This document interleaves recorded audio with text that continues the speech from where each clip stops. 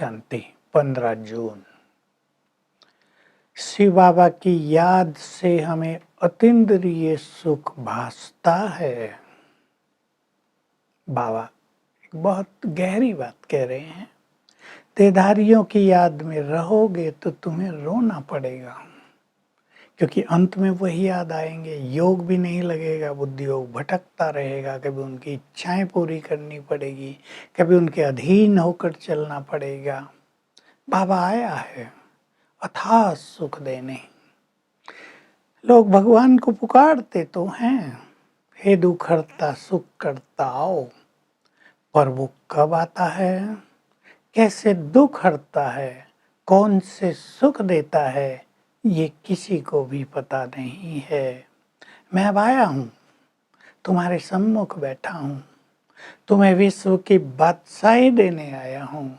तो तुम्हें कितनी खुशी और कितना नशा रहना चाहिए कि रावण ने हमारी राजाई छीन ली थी, यानी 5 विकारों ने, और स्वयं भगवान आए हैं हमें पावन बनाकर भगवान भगवती बनाने, अथाह सुख देने।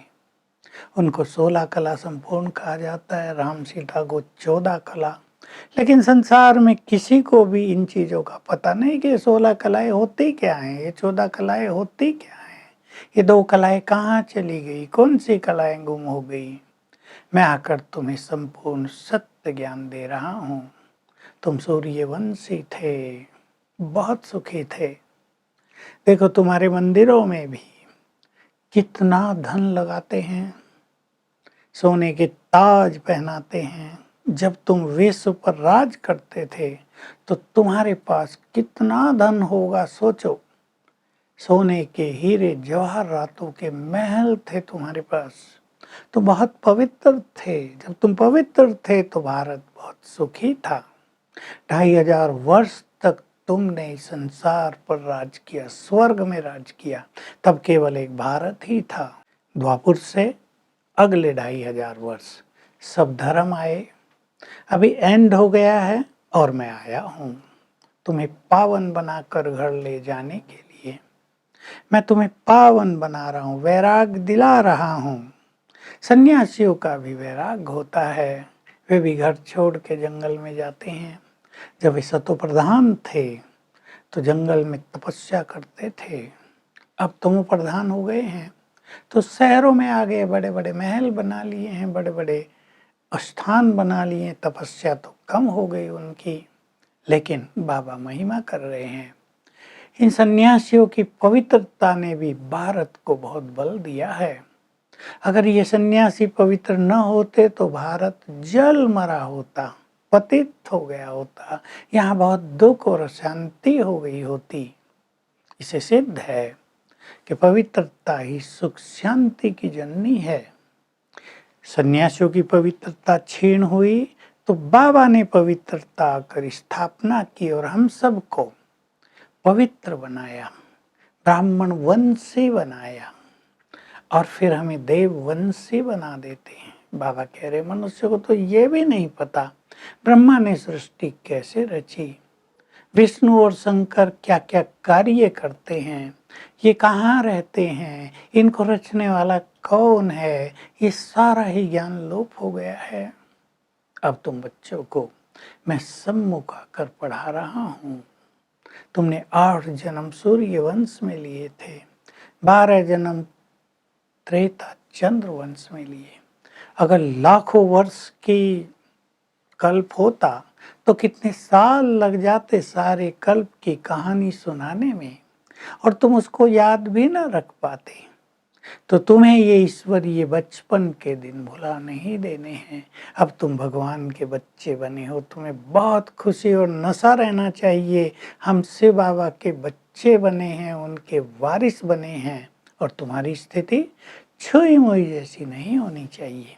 एक लाजवंती का पेड़ होता है, छोटा सा पौधा, उसको हाथ लगाओ तो मुरझा जाता है, देखा होगा कईयों ने। फिर हाथ हटा लो तो कुछ देर के बाद फिर से वैसे खड़ा हो जाता है, जैसे पत्ते जो गिरने लगे थे वो खड़े हो जाते हैं। बाबा कहते तुम्हारी स्थिति नहीं, ऐसी नहीं होनी चाहिए कि किसी ने कुछ कहा और छुई मुई की तरह मुरझा गए। ऐसी स्थिति वाले उच्च पद नहीं पा सकते, ऐसी स्थिति वालों को खुशी नहीं हो सकती। तुम्हें तो बहुत स्ट्रांग होना है। तुमने माया को जीतने का चैलेंज किया है, तो कमजोर आत्माएं थोड़ा ही माया को जीत पाएंगी। तुम अब सर्वशक्तिवान से योग लगा रहे हो, उससे तुम्हें शक्तियां मिल रही हैं, तो तुम कमजोर कैसे हो सकते हो? तो बहुत खुश भी रहना है, बहुत योग युक्त भी रहना है और अपनी पवित्रता की शक्ति को निरंतर बढ़ाते चलना है। संसार में किसी को भी परम धाम का ब्रह्मलोक का ज्ञान नहीं। वो तो कह देते हैं आत्मा परमात्मा में लीन हो जाएगी। अब ब्रह्म तो एक लोक है, घर में कोई लीन थोड़ा ही हुआ जाता है। अगर आत्मा लीन हो जाए तो उसका खेल ही खत्म हो गया, वो अविनाशी कहाँ रही। तो ये बहुत बड़ा ज्ञान हो गया, ऐसा नहीं होता। आत्मा ब्रह्मलोक में जाकर रहती हैं। तो आज हमें विचार करना है कि हमें बाबा की याद में अतीन्द्रिय सुखों में रहना है। बहुत बड़ा सुख है। उस सुख को वही जाने जो योग युक्त रहते हैं। वो सुख खान पान में, अच्छे वस्त्र पहनने में, फंक्शंस करने में नहीं मिलता है। ये सुख तब गुम हो जाता है जब देहधारियों में बुद्धि भटक जाती है। ये सुख तब समाप्त हो जाता है जब कर्मेंद्रियों के रसों में मनुष्य लिप्त हो जाता है। लेकिन जो लंबा समय आत्माभिमानी बनकर रहते हैं, उन्हें ये सुख सदा ही भासता है। और ये सुख जब आत्मा को मिलने लगता है तो संसार के इन क्षण भंगुर सुखों से उसकी बुद्धि सहज ही बाहर निकल जाती है। तो हम सबको चिंतन करना है, यह अतीन्द्रिय सुख एक बार हमें मिलता है और इसको पूरी तरह लेना है। वरदान है, नॉलेज की लाइट और माइट के द्वारा कमजोर संकल्पों को समाप्त करने वाले शक्ति स्वरूप भव। कुछ कमजोर संकल्प, कुछ कमजोर संस्कार सभी के अंदर होते हैं। जब नॉलेज की लाइट मिलती है तो मनुष्य उनको दबा देता है, परंतु दबाने से काम नहीं चलेगा। माइट के द्वारा, माइट मिलती है हमें मास्टर सर्वशक्तिवान की स्मृति से और योग युक्त होने से। तो माइट के द्वारा इन संस्कारों को समाप्त करो, तब तुम शक्तिशाली बन सकोगे। स्लोगन है, जहाँ सर्व प्राप्तियां हैं वहीं प्रसन्नता है, खुशी है। आज का पुरुषार्थ, हम सभी ध्यान देंगे, थोड़ी सी चर्निंग करेंगे, मनन करेंगे। हमारा बुद्धि योग देहधारियों में भटक तो नहीं रहा। और अतीन्द्रिय सुख पाने के लिए हर घंटे में 2 बार मैं आत्मा हूँ, परम पवित्र हूँ, सभी आत्माएं हैं, ये अभ्यास करेंगे।